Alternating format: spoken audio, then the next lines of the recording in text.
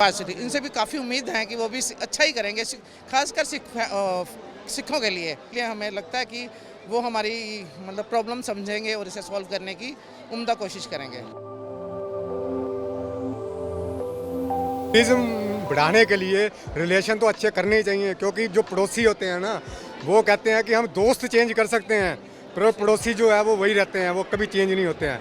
तो जब हमारे जो पड़ोसी हैं, अगर उनसे हम रिलेशन अच्छे रखेंगे तो सबका ही फायदा है, क्योंकि इससे यात्री तो बढ़ेंगे ही बढ़ेंगे, व्यापार भी बढ़ेगा।